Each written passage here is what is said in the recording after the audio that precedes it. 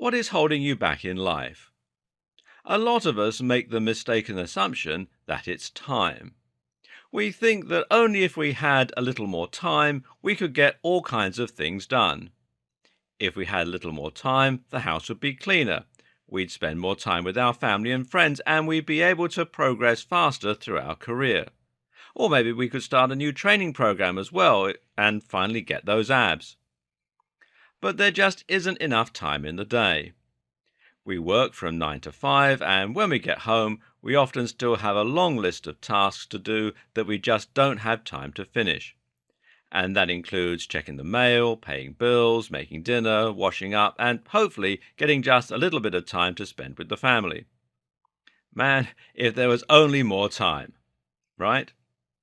Well, actually, time is very often not the problem. Rather, the problem comes down to energy. Think about it. If you really don't have any time to do anything, then how are you able to watch that entire box set of Game of Thrones recently? If you really don't have time to do anything, then how come you've been finding time to play Uncharted? If you genuinely work and busy yourself from first thing in the morning all the way up until bedtime, then the answer would be simple. Get up earlier or go to bed later. No, that is not the problem. Instead, the problem is energy. Time management isn't the only big deal here. Energy management is just as important. If you can't effectively manage your energy, then you're going to find that you can't make full use of your time, and that is a problem.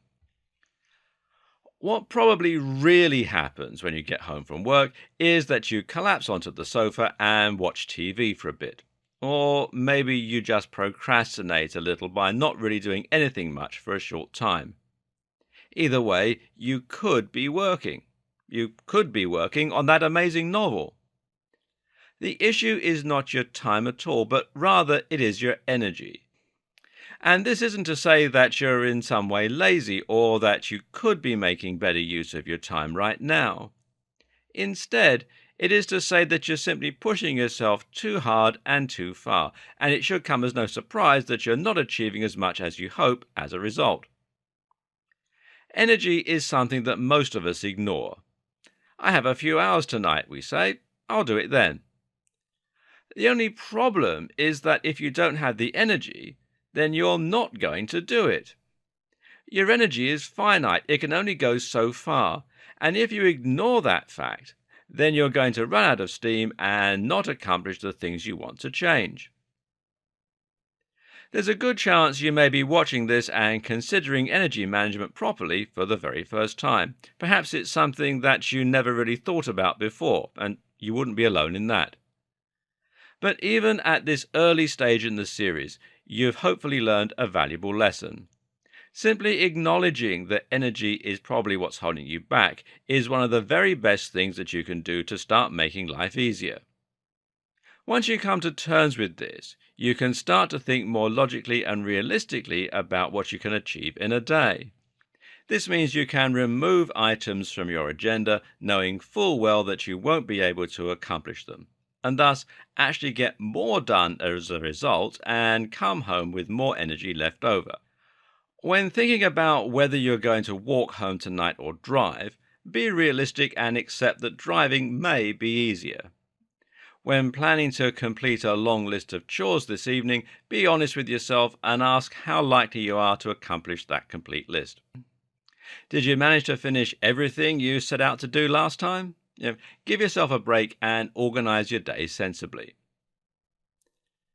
So, what is our overall strategy for boosting energy?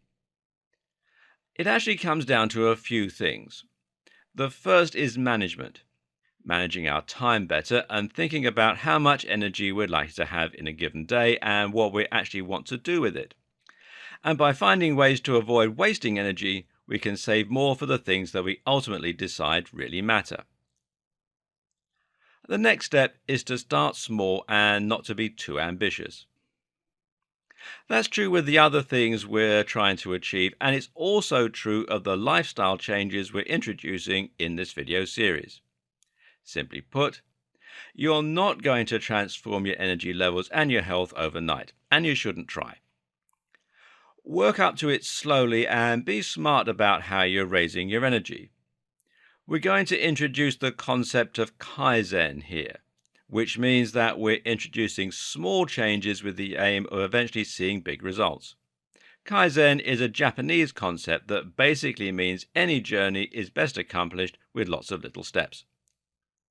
And finally, we're going to change everything. We're going to look at our health and our lifestyles holistically.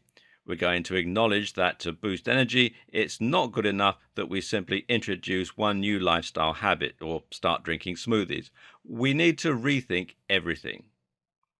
These videos will be your guide, and by the end, the aim is for you to be crackling with energy. You should feel like a coiled spring ready to explode.